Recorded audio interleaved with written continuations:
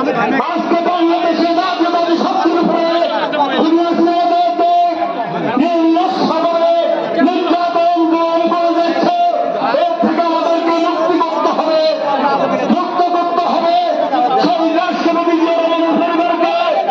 আপনারা জানেন আমরা যদি শুধু খবর দিয়ে এই হাসিনার অনুসারী হয়ে আমাদের পঞ্চায়েত নেতা বাংলাদেশের শ্রেষ্ঠ ক্রীড়াবিদ আমাদের আরাফাত রহমান বঙ্গভাই বিনা চিকিৎসায় মৃত্যুবরণ করেছে।